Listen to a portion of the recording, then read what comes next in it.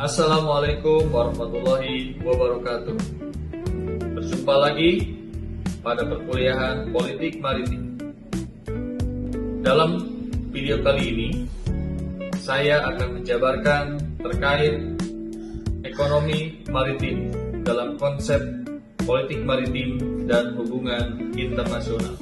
Tujuan pembelajaran materi ini adalah diharapkan mahasiswa mampu menjelaskan konsep ekonomi maritim dalam kajian politik maritim. Yang kedua, menganalisis keterkaitan ekonomi maritim dengan kepentingan nasional dan politik luar negeri. Dan yang ketiga, diharapkan mahasiswa mampu mengidentifikasi tantangan dan peluang ekonomi maritim Indonesia dalam konteks global. Indonesia adalah negara kepulauan terbesar di dunia, ya, dengan lebih dari 17.000 pulau dan memiliki jalur laut yang strategis, ya, yang menjadi nadi perdagangan global, ya, atau jalur perdagangan internasional. Ya, dalam konteks ini, laut bukan sekedar ruang geografis, tetapi menjadi arena ekonomi dan juga politik.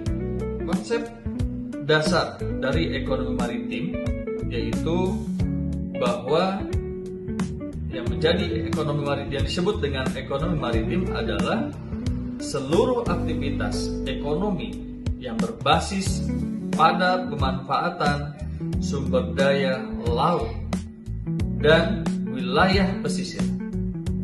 Ya.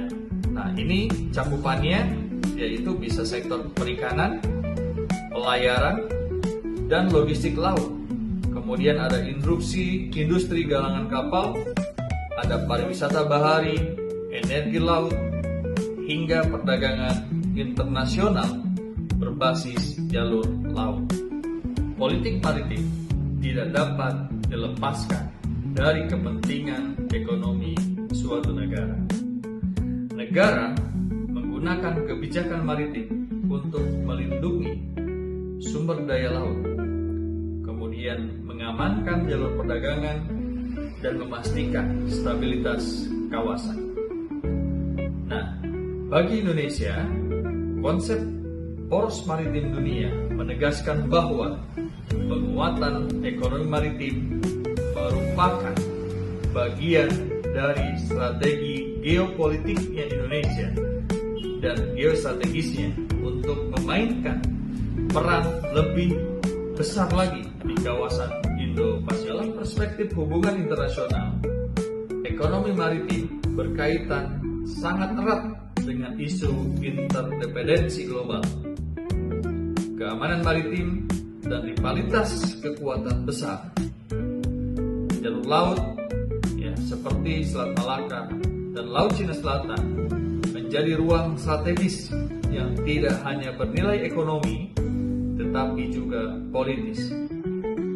Ya, negara-negara berlomba mengamankan kepentingan ekonominya melalui diplomasi maritim.